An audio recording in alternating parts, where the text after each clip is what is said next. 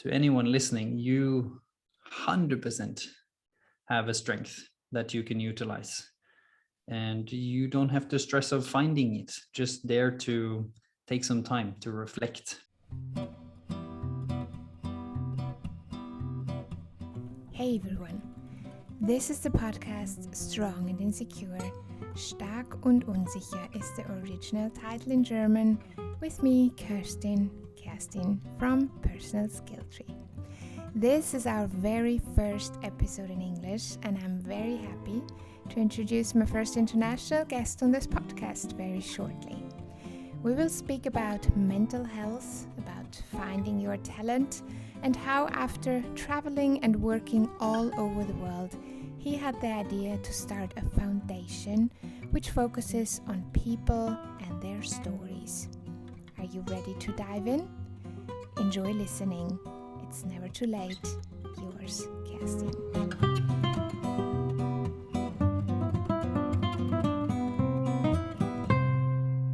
Welcome to this podcast episode of Stark und Unsicher, Strong and Insecure. Today our guest is Jimmy Westerheim, founder and CEO of the foundation The Human Aspect, which is the world's largest digital resource for mental health. Jimmy has a very interesting background, and I'm very much looking forward to the story that he's going to share with us today. He worked and he was into sports in the beginning of his career, in his early days. And then he followed, as so many of us think is the right path, the corporate life, even though he felt restless at many times. But this was what he thought was the way to go. And then he worked with Doctors Without Borders for a while, which then brought him to where he is today with the foundation, The Human Aspect, that he's going to tell us more about. Welcome, Jimmy. Thank you very much, Kerstin. It's a pleasure to be here. First episode in English. I am honored.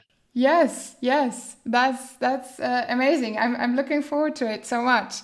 Great that you're here.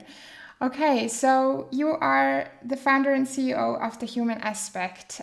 Maybe this is a good way to start. Would you like to give us a little bit of an overview of what is that? I guess there could be a whole episode just about that, as it goes for most of us who dedicate our entire life into something, right? So The Human Aspect, as you so rightly said, is a foundation that is behind a lot of different things, actually. But what we're most known for is the Life Experience Library, which you have shared your beautiful story as well. That is basically the largest digital resource in the world that is free, and it's being used in every country in the world, where you have mainly in-depth video interviews of people like yourself and me that shares how they managed to face their toughest challenge in life, what they did to live with it or overcome it, and maybe even more importantly, what they learned from it. You know, similar to this podcast, what kind of strengths, what kind of abilities did you evolve during a challenge that you brought on forward in life that kind of shaped more who you are? Mm-hmm. And of course, the reason why it's called The Human Aspect is that it's kind of reaching into the core of what makes us humans, in my mind, much more than DNA or environment. This is life that is shaping who we are, and the people we meet, and the challenges we face, and the lessons and the things we bring out in our own personality. Mm-hmm. So that's hence the name The Human Aspects. We are also doing a lot of other things in terms of podcasts and a huge digital educational platform for school, and of course a lot of talks. That's how we met each other in Berlin, when I was giving a talk where you were also doing a beautiful work session there at the Personal Manager Congress. So of course we are also sharing and working with companies on how to deal better with life and well-being. So we're also doing the same, but of course on the mental health side of things. But Yeah. since I have a sports background, of course, I always mix in my sports background as well. Yeah. So I think that's kind of the main elements of the human aspect that we have been developing since I started it in 2016. And we're 50 people now in the team. And we have 700 interviews of the ones that I was talking about. And they're, as you know, they're not snippets. They're quite long. It's 30 to 60 minutes in-depth interviews that are considered now by the professional world as a therapeutical tool. So it's being, even though it's free and available to everyone, being used by, tens of thousands of people every single month, it's also actively used as a tool by professionals, by HR managers in hospitals, in, recovery wards. So it's quite, it's growing as well in terms of where it is being utilized, which is what we're focusing on a lot now. Right. Amazing. That is amazing. And you're saying that it's used like in so many different aspects now, in so many different worlds, the corporate world, the health sector. What is an example that you can think of maybe of a use case? So a person from which background comes to you and works with you or watches these videos?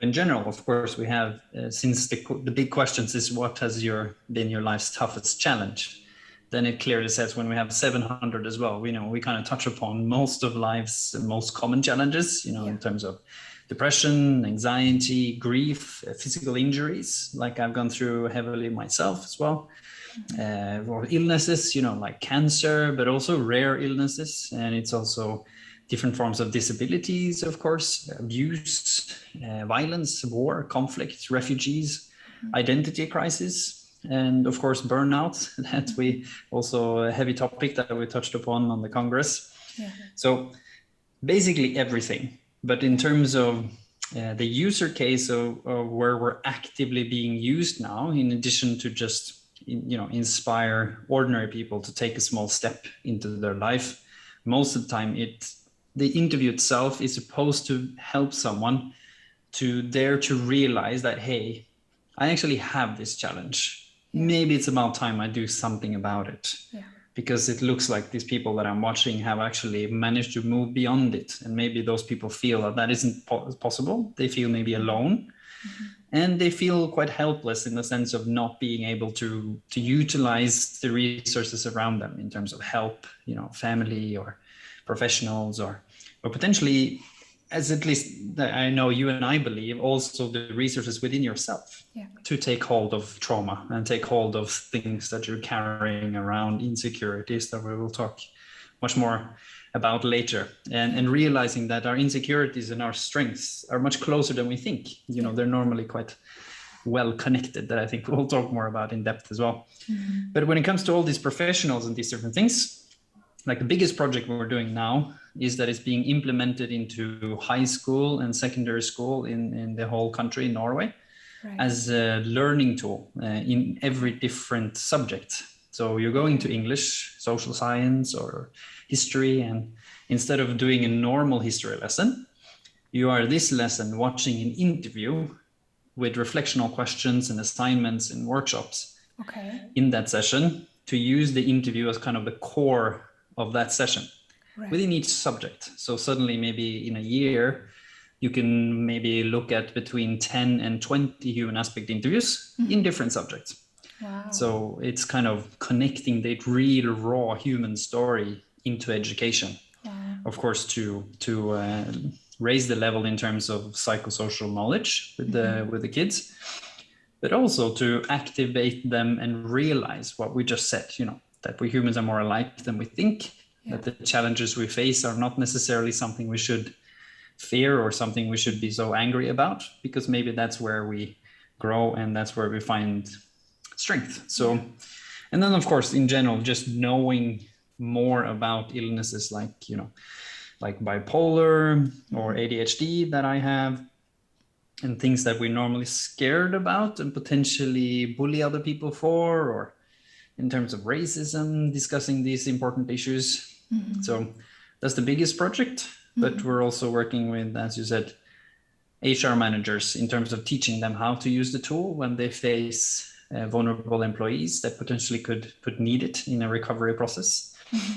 And we also have hospitals and eating disorder using this with the people that are hospitalized there for them to be more active in their own recovery. Right. It's being sent to next of kin for a bigger understanding, because most of the time when you're struggling with things yourself, as you also know from your own story, we tend to struggle to tell the people closest to us how we really feel, because there's so many barriers to that.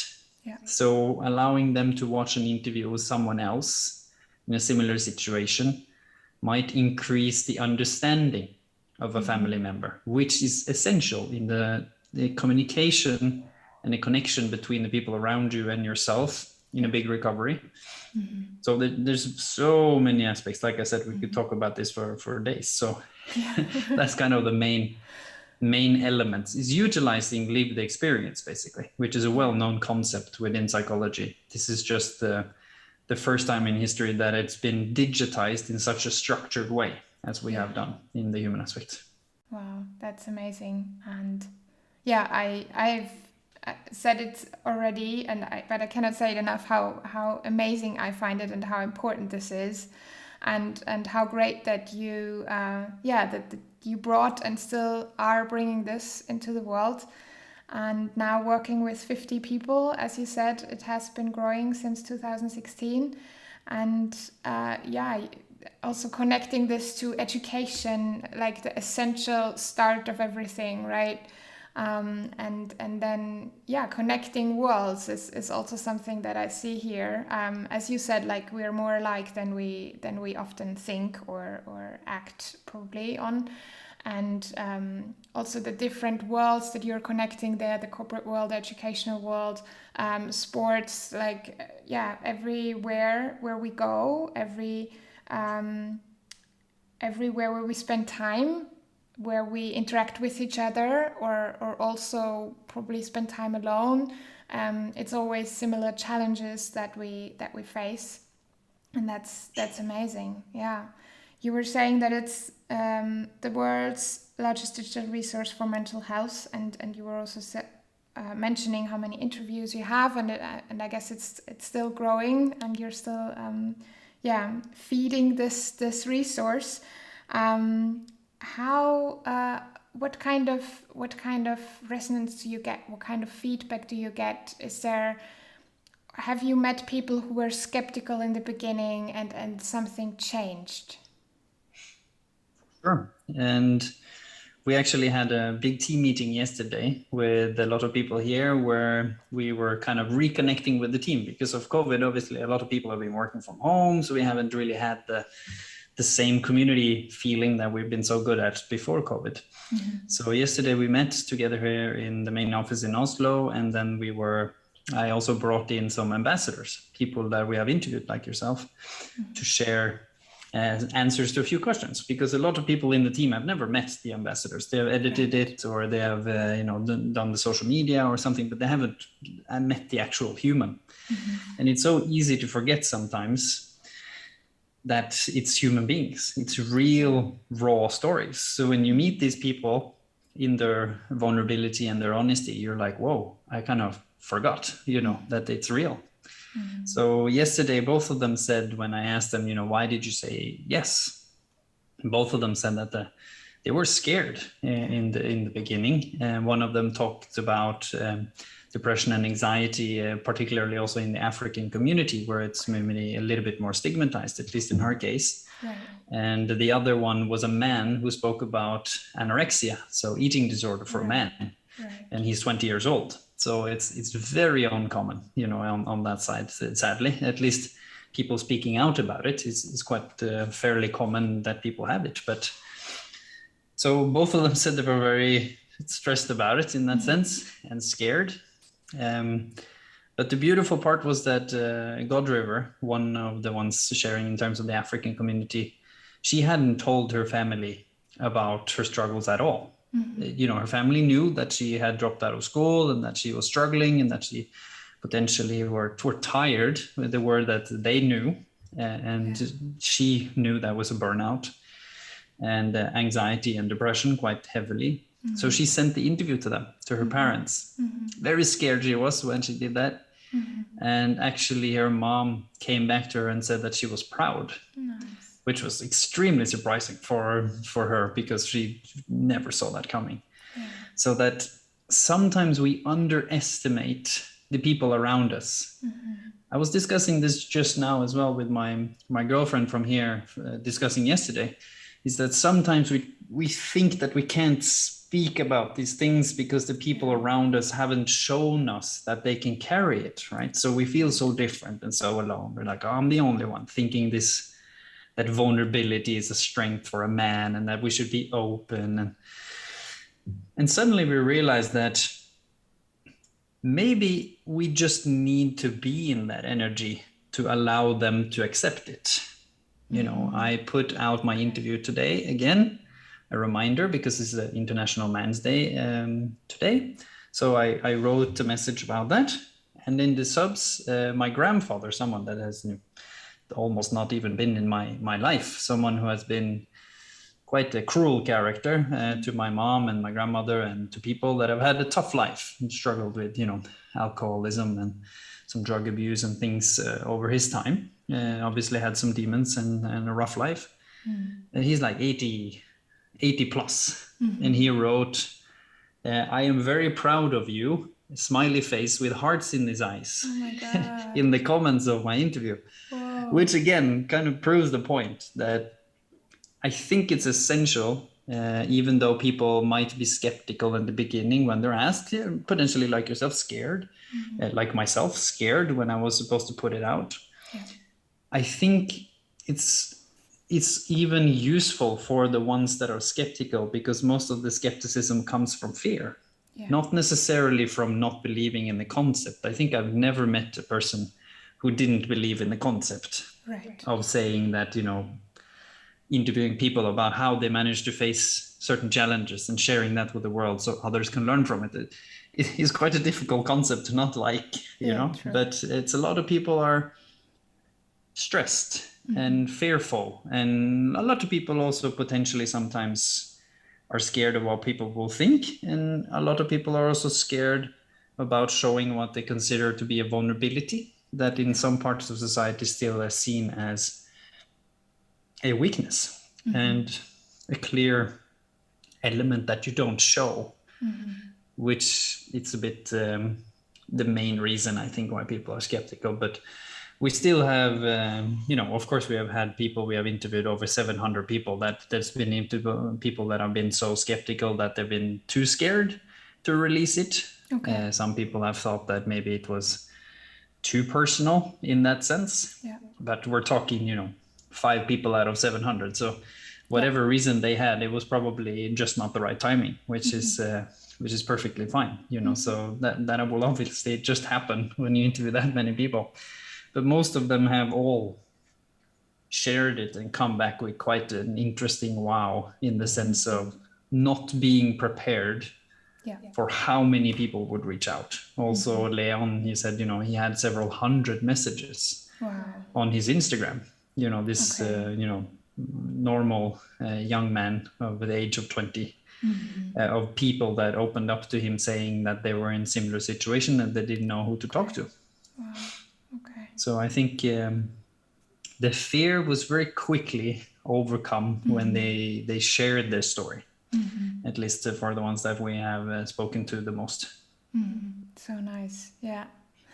Yeah, and I would like to add to this now that you've mentioned the interview process a little bit. I was definitely scared before giving the interview, and then you created such a comfortable and relaxed atmosphere and professional guidance through the interview that faded away quite quickly. And I was just stunned by how these very personal topics can be brought in such a light and in such a frame that often we connect, or at least that's my experience. Often we connect this with too much vulnerability, right, and too much and overflow and everything. And in many situations, this is the reason why, as you said, we don't open up to our surroundings, to our friends, to our family. And and this was, for me, this was the biggest surprise. And also watching the video afterwards, I was like, wow, how did you do that? How did you create this atmosphere where I felt very safe, and I could talk about it, and it was not, it didn't feel so heavy like I thought it could, probably. Yeah. That's kind of my natural talent. We were we were meeting here the other day with an organization, and in the end of the meeting, they're supposed to do research into the human aspect. So utilizing the interviews for research on how to improve, certain therapy methods and things like that. And then in the end of the meeting, the lady said, so for GDPR reasons and all of that, how could we get in contact with all the interviewers? And then I was smiling a little bit, and I said, it's quite easy because I've done all the interviews. And she was very quiet. She was like, what? You've done 700 interviews? I was like, yeah, that's right. Wow. So that's, of course, that's my natural talent. Plus I've done 700. So obviously I've had my hours of practice. So I'm much better now than I was in the beginning. But in the sense of being able to create a safe space for talking about personal things, that I've had since I was a child. So that's the main reason why I don't feel alone anymore. I don't feel like there's no place for me in the world anymore, which is part of my challenge, right? In my story, is really feeling alone and feeling like I really don't understand the people around me. I don't understand how I fit in, because all the things they enjoy and like and want, I don't care about. And I was really feeling like an alien. And suddenly now in the human aspect, I actually feel that this is exactly where I'm supposed to be, in the sense of my personal strengths, but also my vulnerabilities suddenly comes out in a more safe context, and my strengths come out as a talent that is 100% necessary to be able to create these, as you said, help the ones sharing their story to share it in a way that makes them feel comfortable, but also share it in a way that we know is therapeutic to another person, because this is obviously what we're doing. So we're become experts on how to tell a story to help someone in the middle of the same challenge. Yeah, amazing. Yeah. You mentioned this is your natural talent, and you've had this since you were a child. Did you know that? Were you aware of that when you were a child? No, obviously. So I was aware of the challenge or the talent as a child, in the sense that I naturally was drawn to in-depth conversations. I managed to get people to talk to me about things that they didn't talk to anyone about. I was, 12, 13, 14 years old the first time, adult people started opening up to me for no reason. I could be in the office of my teacher and supposed to be yelled at for something I did probably, and then suddenly the teacher shares something personal with me, and it's completely out of the blue as part of the lesson. They were sharing, when I was a child, this and this happened, and maybe they overshared a bit, in the sense of the professional context back then. But this has been a talent that has always been there, because of my curiosity, and of course in terms of my energy as well, of being quite a strange character when it comes to that. And probably, if you look into the science of it, probably some extra trust hormones that I give out or something like that. Okay, yeah. To explain why it's like that. But now as well, of course, when we're carrying something tough, we're often afraid of sharing it for a few different reasons. Sometimes we're afraid of sharing it because we don't want sympathy. We do not want empathy. We don't want to be seen as different, especially if we're talking about abuse or heavy trauma or something bad that we did, like drug abuse or something that is, judged by society. Yeah. And on the other side, we don't want to be seen as weak, as we said, and of course we don't want judgment. So I think I, for some strange reason, since I was a child, have been raised and brought up in a way where we don't do that. My grandmother was extremely strict on terms of that lesson, and we're very empathic in the way of never judging people that were living on the streets, never judging people even if they were struggling with alcoholism. Even about my grandfather and about people that had hurt her, she never spoke about them disrespectfully. She spoke about them in a warm and understanding way, even though she still said very clearly that this is wrong. Right. Okay. You don't treat women like that. I was raised with a very strict element of that because of her background. But still, she never said, your grandfather is a devil or, anything like that. Right. So I think the combination of those two things has helped me to face any challenge that I hear about without surprise, which people enjoy. They talk and I'm like, and that doesn't make you stressed. That doesn't make you feel like, oh, this is dangerous. And at the same time, I don't feel, or I try my best to come with no judgment. I'm basically just curious because I find all of these stories the best part of my job. Learning from other people's stories, hearing their reflections and perspectives, and of course trying to connect why some of us end up in positions where we have these challenges. So some of them seem self-inflicted, right? So that's also interesting to learn, how did you end up like that? And to be caught on the lesson every single time that there's a reason why people say you shouldn't judge the book by its cover, right? It's the more of these interviews I do, the more that is proven again and again for me, because you never know what someone is carrying. And that's kind of the cool part. It makes it more, that brings us back to humans being humans. Now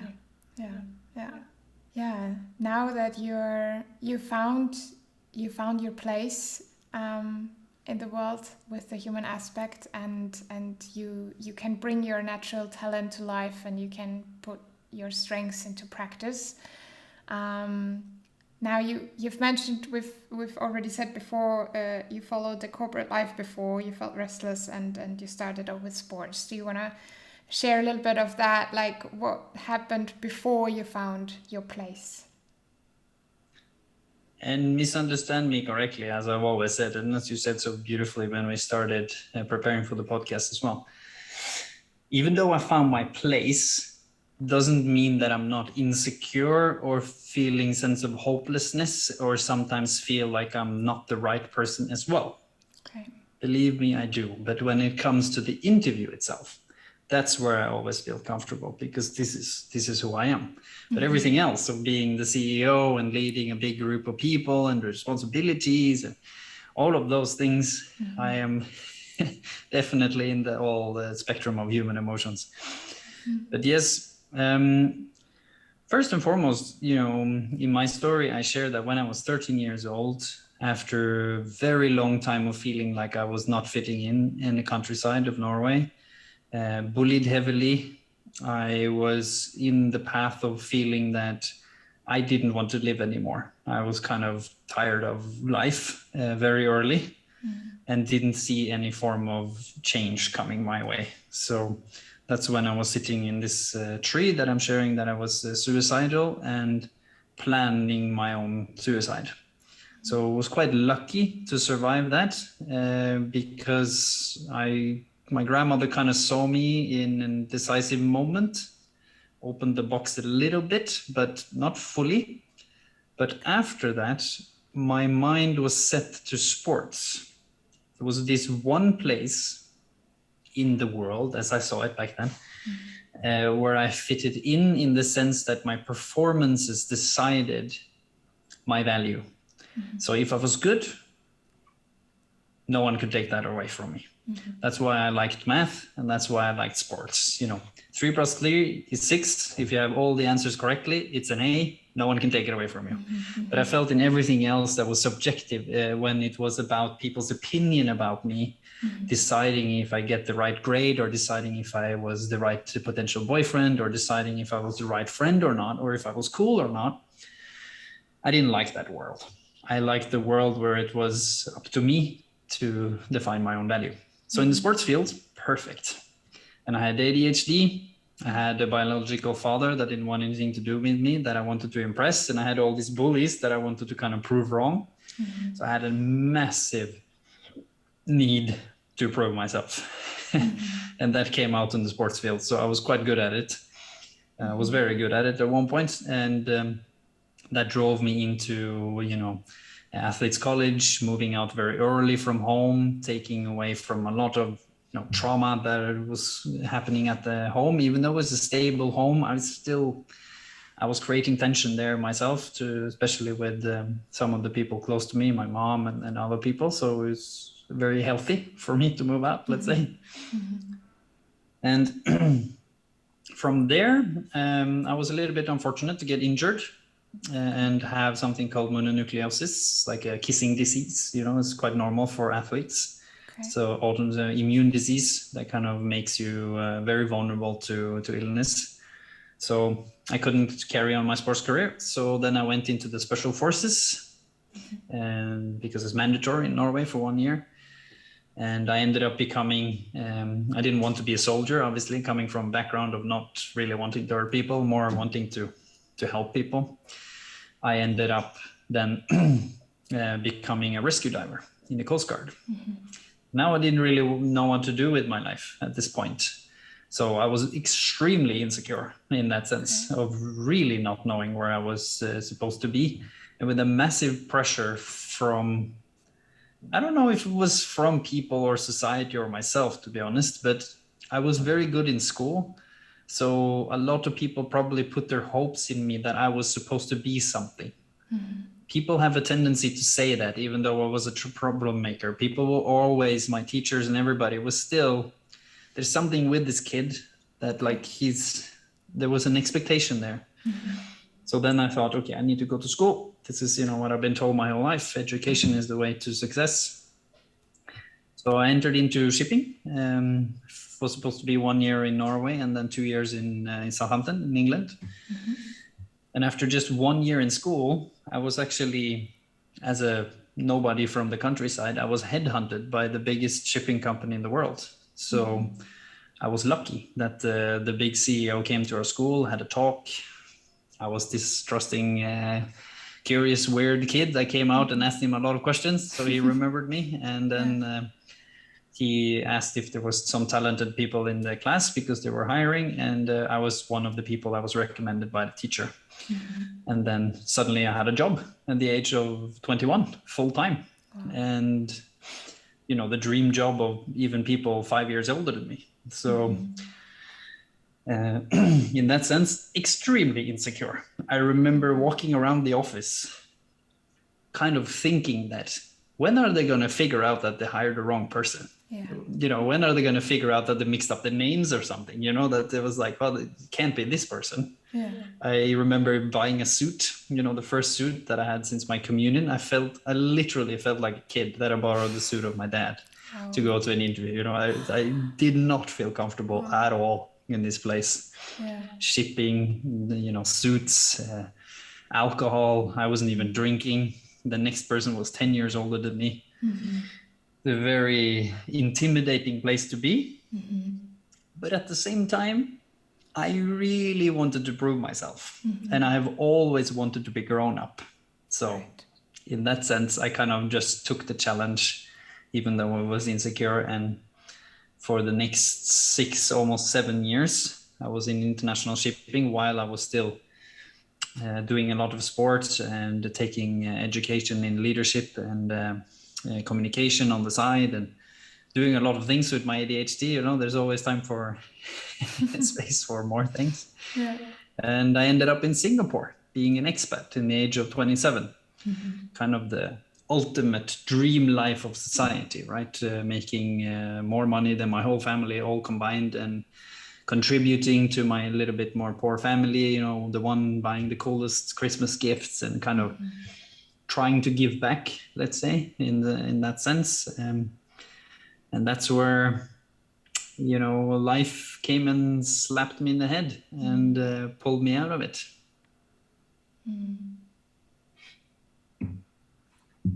Because, in Singapore, I had a severe back injury in, football. So it was a football match in Singapore, and I shattered the disc in my spine quite far down and cut a lot of the nerve connections to my leg. Okay. So at one point we were scared that it potentially could get partially paralyzed. Touch wood, I was very lucky to not be that, but I only had 7% muscular activation left on my right leg. So basically it was nothing serious going on down there on that side. So all alone then in shipping, I was really acting out. I felt that the entire world was against me. I was rolling in the victim mentality. And I really felt unfairly treated by the organization as well. And I acted out like never before. The problematic teenager came back out. And I'm not normally a fun person to deal with at that point, because of course the energy as well of being from a lower working class family, and maybe I've always felt unfairly treated in a way. So this all came out at this point, not being the best version of myself at all. And I decided that, why am I here? Like, I literally didn't understand why I was sitting in Singapore in this job. I was like, I've never wanted to work in an office, first of all. And I don't understand what I'm doing in shipping. And I was then just baffled that I had ended up here. And that's when I realized that I was connected to the sense of wanting to prove myself to my father, to the bullies, to society, to myself, to prove that I was able to be part of this world. And that's also at the same time when I realized that I have to change. So I have to quit. And that's what I did as well, together with, of course, I was in injury recovery anyway. So it was quite a natural transition. And I shifted then into Doctors Without Borders after 18 months of recovery and school and a lot of other things to kind of regroup my career to move into Doctors Without Borders, that I thought would be my new beautiful haven of where I wanted to fit in, right? So I went from the capitalistical realm on the left side all the way to the humanistic side of saving the world with Doctors Without Borders on the right side. So I went straight from left to right, which is quite normal for us humans. And then came into my first mission being Afghanistan. Obviously a very tough challenge, but also a beautiful challenge to get my victim mentality and a little bit black and white perspective severely smashed, so that I could go back to being the human that my grandmother and my mother taught me to be, more open and more full of perspective. So that's when I realized, reconnected with understanding more what I wanted and understanding more that I thought that the world was extremely unfair. And that the world was designed in a way that if you didn't have quite a lot of resources or a deeper motivation like I did, that comes from a sense of proving yourself or something like that, the world isn't really made for the ordinary human. It's made for a very narrow privileged group, which I wanted to do something about. I wanted to empower people to see their own possibilities, because I had been lucky to have gotten beyond a lot of steps, little bit by luck and little bit, of course, by working hard as well. So that's when I slowly started thinking about doing something on my own. I still did a couple of other missions, and then finally the chance popped up when I realized that I have to interview people about what makes them human? And those three questions came up in my mind, or those three sections. What has been your life's toughest challenge? How did you manage to overcome it? And what have you learned? And then 2016 was there. I took a friend of mine and a camera and ran to the streets and started interviewing absolute strangers. Wow. In the streets of Oslo. And that's where it all started. Wow. Wow. That's, yeah, thank you for sharing. Amazing, all of those aspects, and thank you for this honest perspective that you give us into your life and all those stations. Yeah, so did I understand that correctly? When you had this idea about interviewing people and when this came to you, you were still located in Afghanistan? That's when it started. We went through quite something severe. Probably a lot of people have heard about the Kunduz bombing in Afghanistan, the hospital where, the coalition, American-led forces bombed the Doctors Without Borders hospital. So I was there in the country, and I was also part of the management group, and also the group that was dealing with the Kunduz war at the time, before the hospital was bombed. So I was in a deep, deep dark hole, in the sense of feeling that the world was absolutely mad. That in this context, someone could bomb a hospital. And I knew that we had told them that we were there. Right. So I knew that there was some politics, or it wasn't a mistake. There was something behind this that just felt deeply wrong. Plus, I was in one of the most beautiful countries I've ever seen, and I've been in like close to 60. And I met fantastic people that back home in Europe or in Norway was considered to be only terrorists and Neanderthals, to put it a little bit wide perspective for making a point.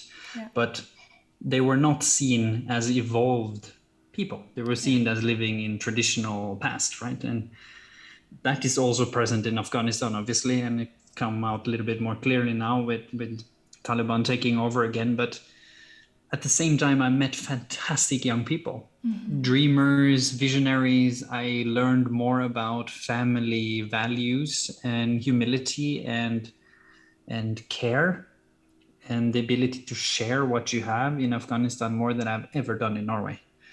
So I literally felt that this needs to change. And of course, then you feel like you're this small human being. What am I going to do about it, right?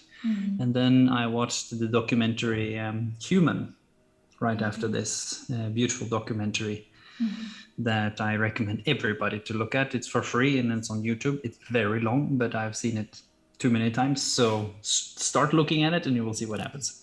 But in that documentary, in the beginning, I couldn't watch more than 8 minutes. I was only crying. Not because of the documentary in itself, so misunderstand me for all the ones I recommended to now, but because of the state that I was in. Right.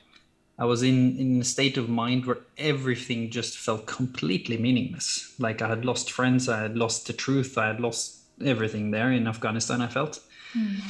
And then I'm trying to watch this documentary and I just couldn't, because it also touches upon certain elements of those injustices and unfairness. But if you move on in more than 8 minutes, you start coming to the part where it reminds us of that we're all the same, right? And that really resonated with me at the time. It was the perfect timing to watch it.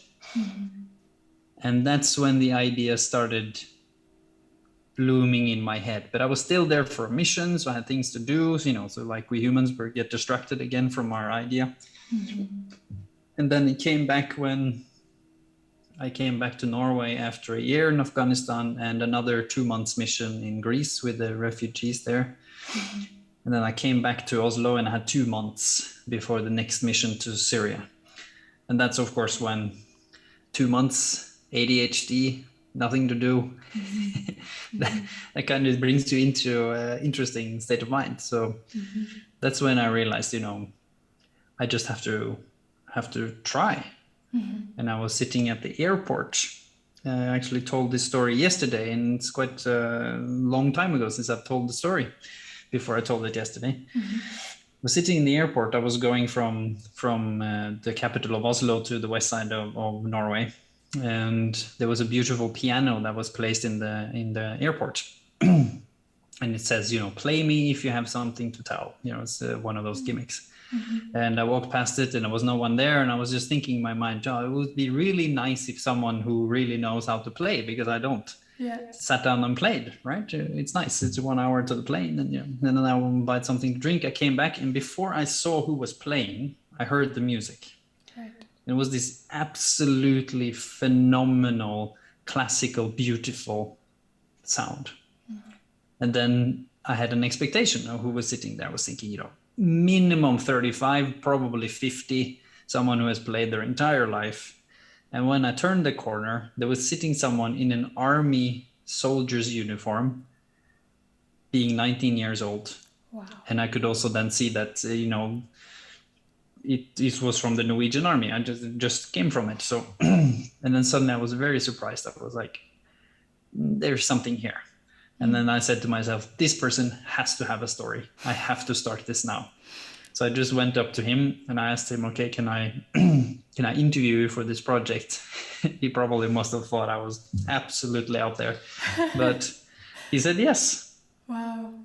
And he's the first ever interview in the human aspect. We didn't have video back then, so we re-interviewed him later. But Haitam, as his name is a Palestinian refugee that has come for a family reunion in Norway and has definitely a story. And he had never had a piano lesson in his life. Wow. He had learned piano on his own in the library because they couldn't afford it in the west side of Norway.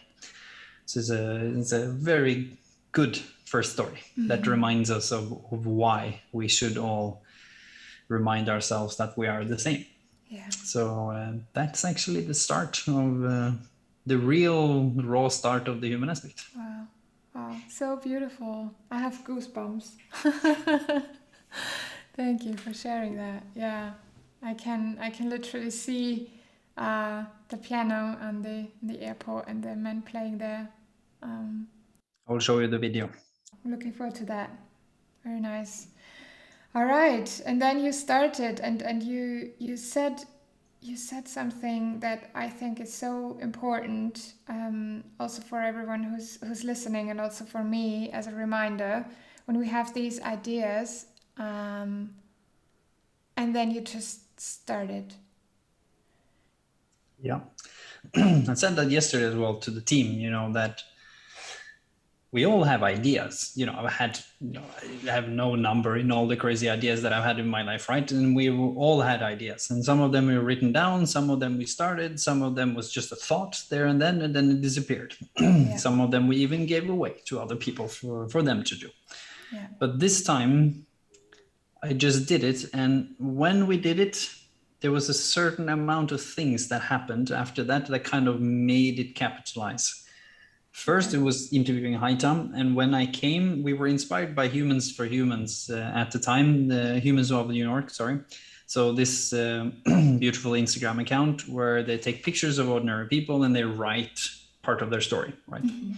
So that's what I had done with Haitam as well. I took a picture of him, I interviewed him with the sound record, and I was supposed to write a post. Mm-hmm. That's what I did. And I posted it, and I asked Haitam, what do you think about it? And he came back to me and he said, I didn't say anything about my mom. I was like, what do you mean? Didn't say anything about my mom.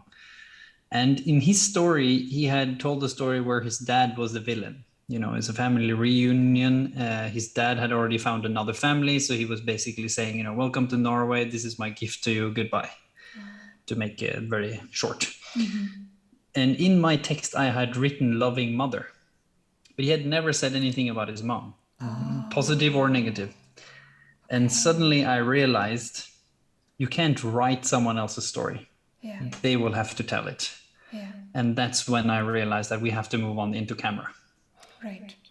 And that's when we brought the camera on board after just one test. Mm-hmm. And that's when we took this camera to the streets here in Oslo. And I realized, Norwegians are not the most open people, I must admit. Mm-hmm. So I realized that it's probably smart to go to some touristic places where people, first and foremost, tourists have a little bit more time, and tourists are a little bit curious, right? And you're a little bit adventurous and crazy when you're traveling, so you're potentially more open to say yes to something like this. Okay. So that's what we did. So the first 20 interviews we did was of tourists random around the streets of Oslo.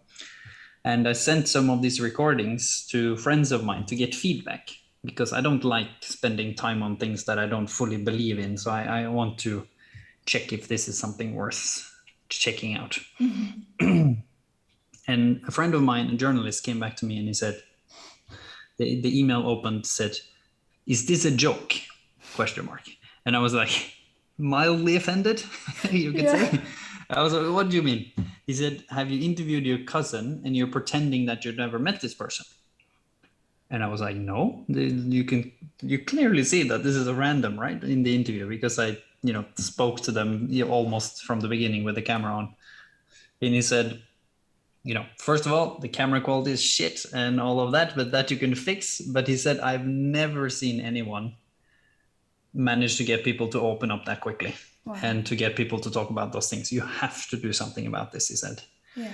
And that kind of, speaking about insecurities, right? I was doing something brand new. I didn't know video. I didn't know any of these things. So there was so many insecure elements into this.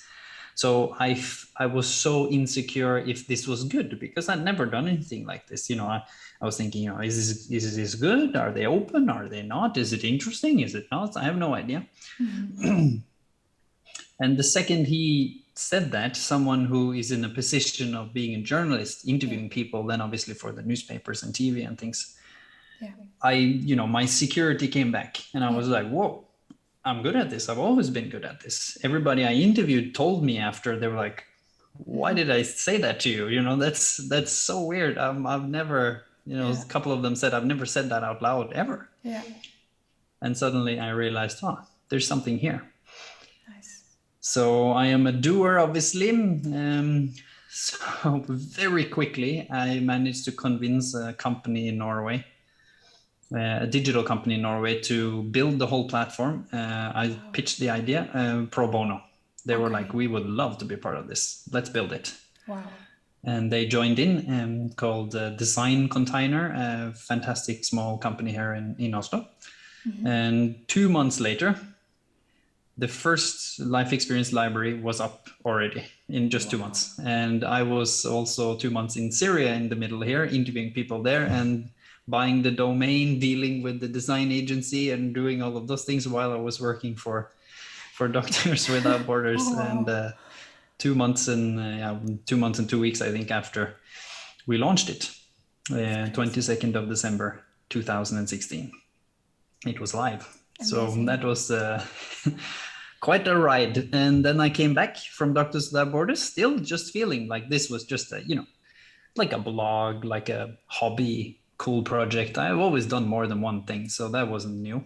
Yeah. I still, in my mind, had this career, you have to do something proper, Doctors Without Borders, that's a cool thing. You will get a couple of months off here and there.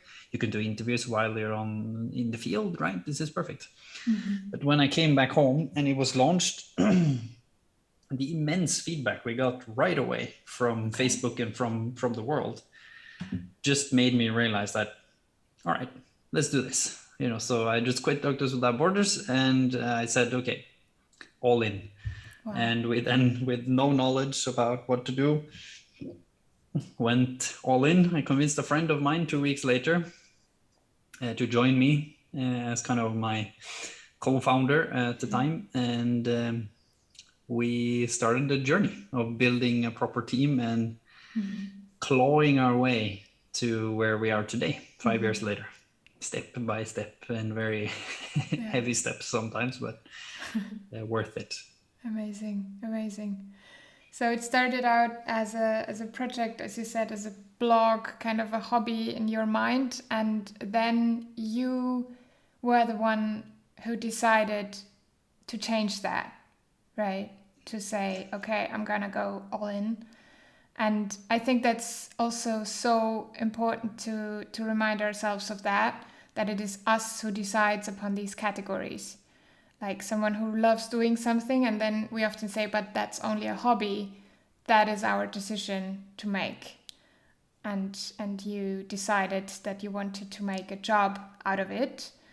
And you said you had no idea. So I guess, was it you said, okay, I'm going to do this, and then you wanted to find out how to live from it. Is that correct?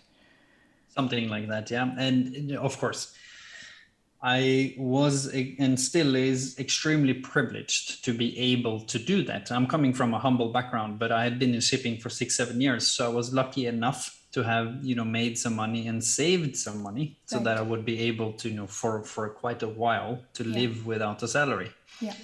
And in Norway, that isn't easy. It's quite an expensive country. So I had to go back to my student ways, with crisp bread and simple spreading and rice and soy sauce and, quite cheap living. And I went to live with a friend, and, I really cut costs very quickly to be able to deal with this. So very privileged in that sense. But again, the drive that happens when you decide to do something all in is something that I think is essential for everyone out there that is listening, because if we allow fear to control our choices in that sense, we will always half-ass it. You will, if you go at something with 50% of your energy, or 30 or 20 or 10 for that matter, the result is going to be equally not good enough. So in a world where establishing a company or being a consultant or doing things that are out of the box, it demands 100% of your attention. So you can't do it halfway. Then the result is going to be eventually not successful. But you knew that from the beginning. So sometimes I feel like we want to try it, but we're too scared. So we kind of want to try it with one hand, and then we can tell ourselves, I tried, it didn't work out. Let's move on, right? Stop these silly games. Yeah. But I've, one of the sides of ADHD is lack of impulse control. So in this sense, it worked out well for me, right? So I was thinking about Afghanistan for 10 seconds before I said yes to the mission. Wow. I said yes to moving to Singapore without thinking about it at all. So I've always been that kind of person, and I've not been scared of doing something and then failing at it.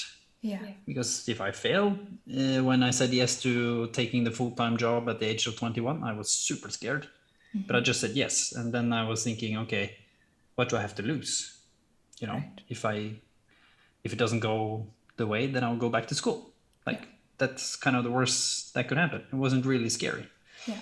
And the same for all the other choices I made. So I was also thinking that I will always find a job. And I've never been a posh person from that. So if I have to go back to working at a storage facility or doing what is considered not a cool job, then I wasn't really scared of that. And I knew I could go back to Doctors Without Borders. They are still interested in me. So what do I have to lose? So making that decision is probably one of the smartest things I've ever done, because it allowed me to kind of reconnect with a very strong energy in myself. And that's the energy of feeling that I have a point to prove, but for the right reason now. Yeah. Now I have a point to prove because I'm actually motivated by myself to prove the point, not to prove it for someone else's sake. And then suddenly that superpower that I had when I was younger, that made me very good at things, but that also made me very insecure. I was feeding both, performance, but also feeding my insecurity, saying, oh, you're really shit if you don't do well. Yeah. So if you fail over here, nothing. But suddenly I was now only fueling this side. And this little devil on this side was just disappearing, because I knew that no matter if I managed this time or the next time, or if we failed or didn't fail, I was still doing it 100%. I was still doing it for the right reasons. I was trying to do something positive. And I, as I said in the beginning, felt that here I have a talent that is unique in this field. And I like doing it. So I don't need the money. I don't need all of those things that I thought I needed before. Yeah. I'm very happy for it. And I also enjoy buying new Nike shoes or a new phone, or, I'm not saying that I'm living in a cave and don't care about things, because that wouldn't be true. Yeah. But there's nothing I need. No thing has a power over me anymore, as it maybe had earlier, where I needed the coolest thing to do that, or the coolest thing to do that, or the latest this to be part of that conversation. I don't really care about those things anymore. Now it's more some things I enjoy because it gives me value, like going to the cinema, one of the few things that gives me energy, and going to the gym. And then that's obviously then taking new Nike shoes to the gym makes it easier to go there than if you have tired shoes. But at the same time, I also have tired shoes, and I don't really care if anyone sees me with them, because they're my favorite shoes. So it's kind of finally brought some balance. Like I said before, I was black and white. I always had to have the newest things to be cool enough with friends. But now I still have some of the newest, coolest things, but I also have some things that are 20 years old that I still have, and I don't really care if they like them or not, because either they do or they don't. So I've brought perspective back into my life, which makes life a little bit easier to manage. It's not you don't go that far into the basement if something doesn't go your way, which is quite common. So if you're scared of things not going your way, right, then life is going to be long, as I've told some of my friends. Wow, such a good point. Yeah, so many good points. Yeah, wow. I have a question from the perspective of those who are listening, who now are thinking, he can do that, but there's no way I could. And there's one point where I thought, where this thought came up when you mentioned your natural talent, and naming it as your natural talent is already something, right? So many of us, including myself, it is a process to get to that point where we actually see our strengths as such, and we see our talents as such. And I would never have said that I have a talent like a few years ago. I just wouldn't have dared to think it even out loud. And what about you? Because you also mentioned that was not clear for you from the beginning. How did you get to this point, and what would you tell someone who is now saying, yeah, you can do that, but there's no way that I could? First and foremost, to do exactly what I do, you're right, you can't do that, but that's not the point either. You're not supposed to do that, right? So that's the first point. Yeah. And the second point is, fun fact, is I saw myself as the one person who wasn't given the talent. I felt like the person who was always medium plus on everything, because I had the talent of learning things quickly, but I didn't see that as a talent, because I never got to the point where the really talented people was, like on the football field and sports and the school. That's where I measured myself in the beginning, right? Like most of us measure ourselves somewhere. So I was very good in school, but I wasn't the best. I was very good in sports, but I wasn't the best. And what I pointed out as the reason why I never measured up with those people was that they were born with a talent and I wasn't. It was poor me. I didn't have it. They did. Nothing I could do. What I had was a hardcore work ethic and someone who really wanted to do well, to serve my family and to move out of the little place that I was born and raised. So even saying that I have a natural talent is weird for me, because what kind of a talent is that? What kind of use do you have for making people feeling open to share their story with you? If I told you that 10 years ago, you would say like, oh, that's great. Maybe you could be working in the recruitment industry, or maybe a psychologist, or nothing wrong with those two jobs, but that's not where my talent was needed. So for me, it's about daring to ask yourself, number one, clearly, is what do you enjoy to do?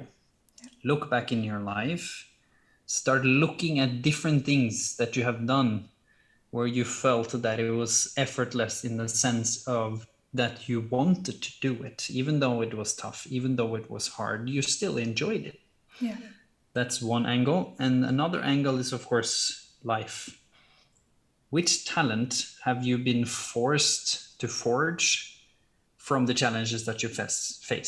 Classical, someone who has taken care of their mom their whole life because their mom was ill or something like that, right? So you have then created a talent for empathy and a talent for caring.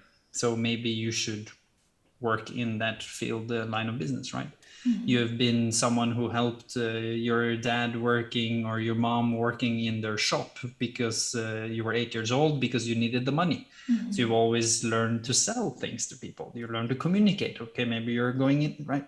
Mm-hmm. Or you've been the person who has always been good at something physical or music, or you've always been good in mathematics and you already saw numbers, for example, in a train when you were like 10 years old. Mm-hmm. These are the simple things. Yeah. But for most of us, we don't have that. That's what I thought I didn't have. That talent that was clear and obvious, mm-hmm. That, he's the musical genius, or she is the handball talent, or, I didn't have that. Mm-hmm. But for the ones who don't feel they have that, we maybe have to go through our life. And this was what a mentor helped me to do when I was 27 in the middle of this accident and back injury. Mm-hmm. He guided me to say, okay, go back in your life, write down all the big choices that you did. Okay, I wrote down all the big choices, like choosing athletes college, moving out early, choosing the job, big choices. Mm-hmm. And then he said, truly dare to reflect on why you chose what you did and what options you had. So I wrote down the options. I tried to give myself some thought and I was like, okay, why did I really choose that? Trying to be open. Mm-hmm. And suddenly I realized that I have always taken the toughest choice. Mm-hmm. No matter what options I had, I took the choice that I myself analyzed as the most difficult one. Mm-hmm. And that's when I realized that I'm trying to prove something. Right. And then the next question was, who are you trying to prove? Mm-hmm. And that's when I realized it was my father. I hadn't spoken to my father or seen my father since I was 15 years old. Mm-hmm. I didn't give him a line of thought for 12 years almost. Just from time to time he popped up, but I wouldn't say that I defined myself as someone who saw that as a problem. Mm-hmm. The only time I mentioned him was when people asked me why I wasn't drinking. I was like, my father was an alcoholic. Like, right. That was that. And that's when I realized that the subconscious part of me that is driving me is kind of pushing me and deciding where I go without me being part of the ride, right? I was in the passenger seat of my own life. Mm-hmm. That's when I came to Singapore and asked myself, why am I here? Like, I have no idea. Mm-hmm. And suddenly I realized in that exercise what my strength was. And that's where I started realizing that, I am very good at adapting. I am very, very good at learning new things. Mm-hmm. That's where I grow.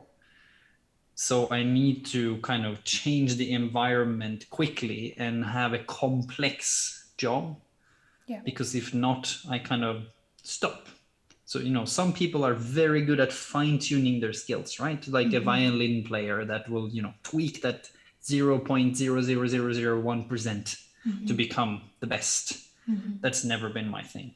Yeah. I jump into something with both legs and, in half the time of other people, I'm at medium plus level. Mm-hmm. But that is useful just in some places. Mm-hmm.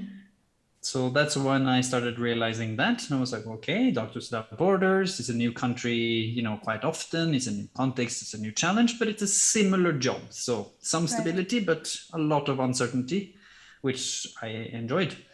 Mm-hmm. And then in terms of talking to people, that kind of came to me in Afghanistan because I I've always been into self-development and team development and team building, leadership, things that I've had to do with believing that everyone has a strength. This I was born and raised with when it comes to from sports, because they're saying, okay, you're tall, you got long arms, you're a goalkeeper, you're like quick and a little bit shorter, oh, you're a winger, okay, so it is a bit banal, but your physical abilities on a football field is very easily demanding where you're supposed to be part of the team, but everyone still agrees that you're part of the team. So you have a natural talent, that's why you're there, you're part of the team, okay, let's go. So I brought that into everything I did, building teams. And in Afghanistan, I was told that, this is a different culture. You don't come here talking about self-development, natural strengths. These people need you to, and they said these people, so not my words. Yeah. They said, these people need for you to be strict. They need for you to have a more, authoritarian leadership style, or they're not going to listen to you. That's what they said. I'm not good at listening to other people. So luckily for me, I have a tendency to do things my own way anyway. So, so I came into that job and I kind of said, I refuse that. I believe that every single human being wants to be met with respect and curiosity, and that they want to be part of a team. And I genuinely believe that people naturally want to do a good job. I don't believe people naturally want to do corruption or stealing or anything like that. If they do, there is a reason for why they do. Yeah. That's what my grandmother taught me. And suddenly I came into the job with a very different energy. And with an energy of utilizing my skills of trying to help them to grow. I had personal sessions with them. I gave them tasks. I gave them responsibility, but still within the frame, And suddenly things blossomed. And people came back to me and started saying, what are you doing? I don't understand. And we discovered, corruption and a lot of different things, but in a natural way where they told me, because they didn't want to be part of it anymore.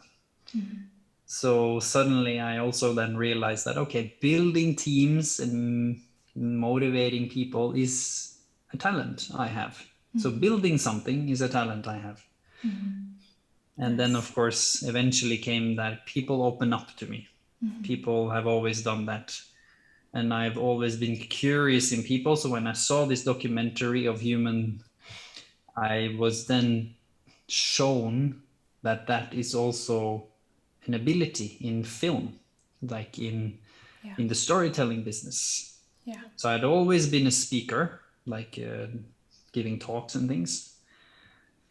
But I hadn't thought that it would be a job to interview people, right? So that kind of came because I was curious to try ideas and that I was thinking. So for the people out there, it's a process. There's a reason why my answer was long. It's not easy. But if you look in your own life for some talent, and if you don't define talent as something as you can just point out that just give a violin to a kid and they're naturally good, that's not talent for me.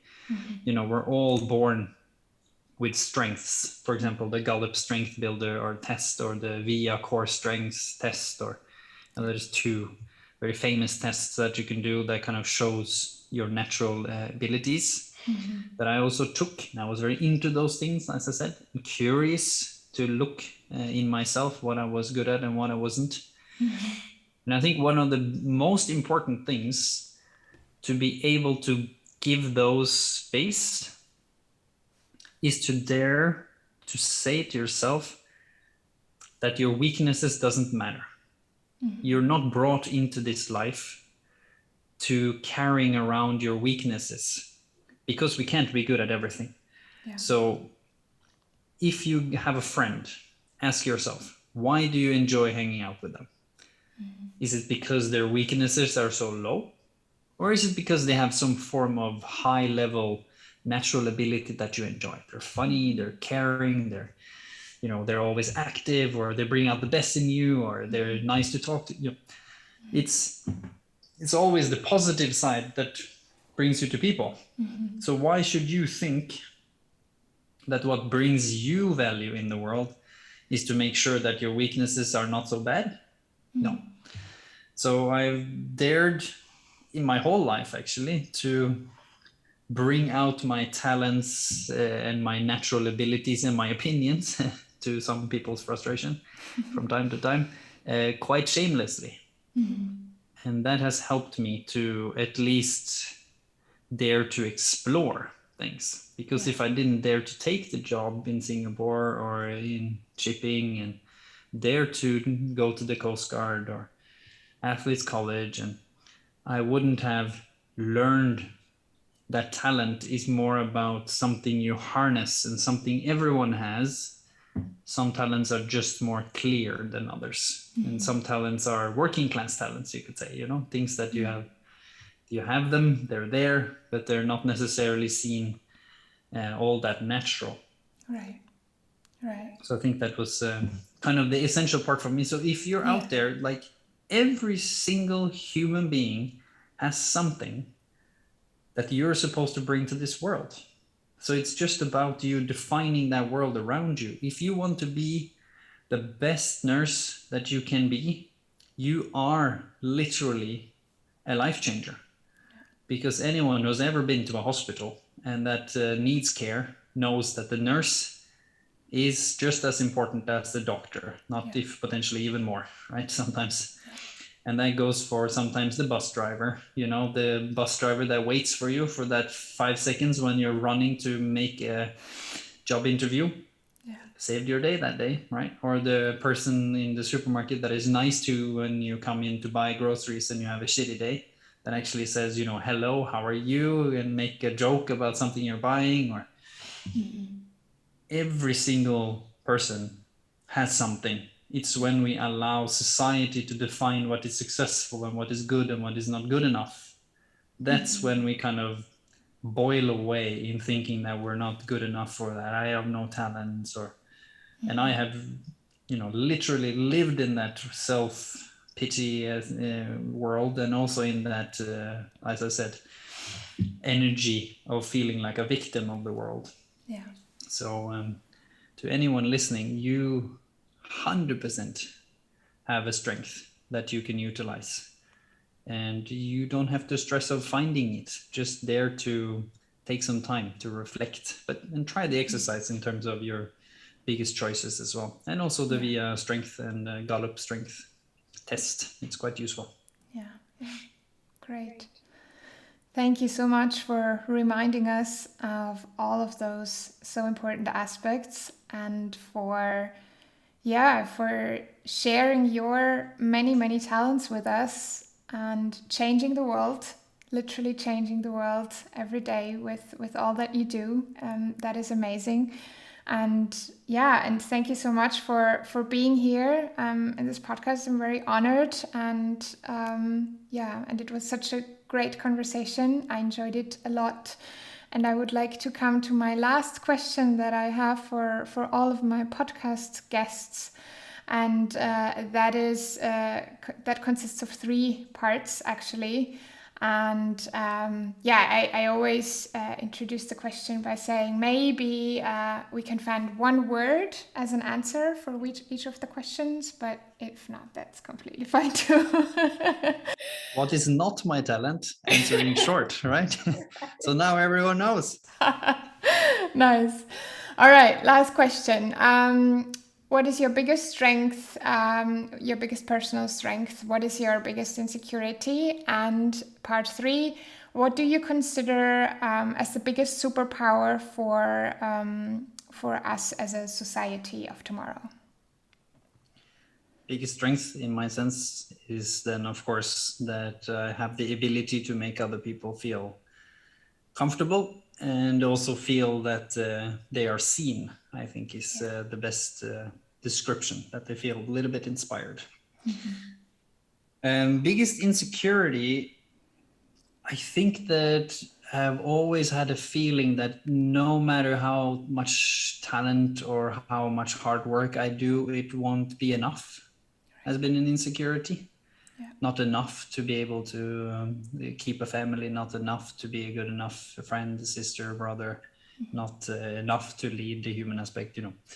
that insecurity. Biggest superpower of society of today, I think it lies on the back of the biggest problem.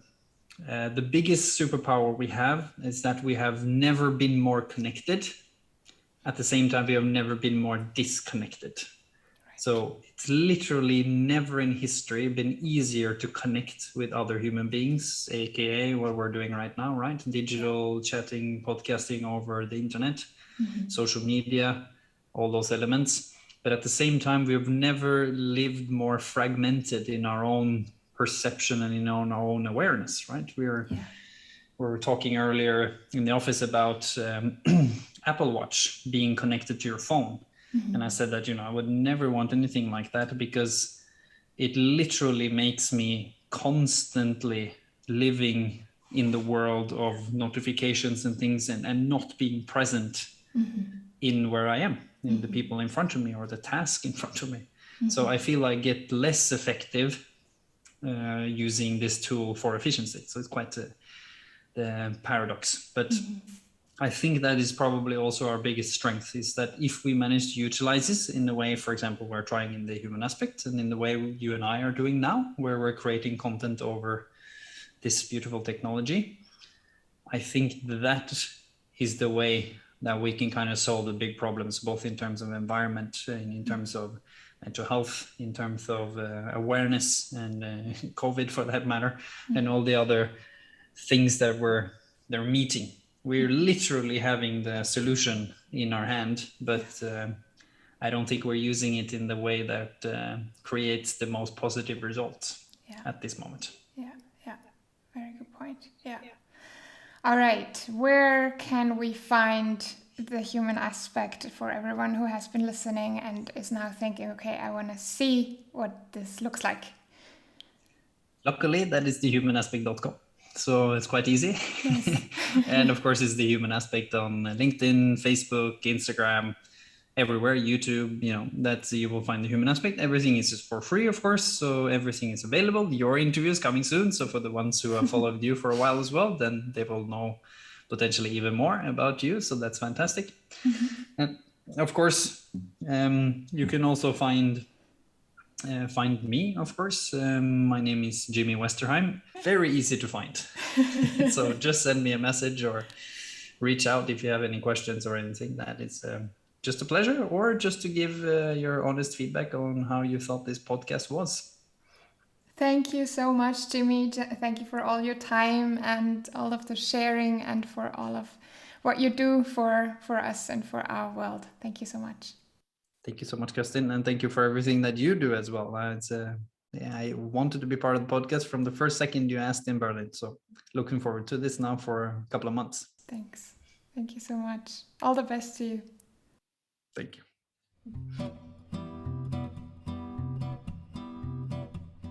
Thank you for listening to this episode of Stark and Unsicher, Strong and Insecure with Jimmy Westerheim from The Human Aspect. If you want to learn more about the Life Experience Library or the Foundation, or both, feel free to visit thehumanaspect.com.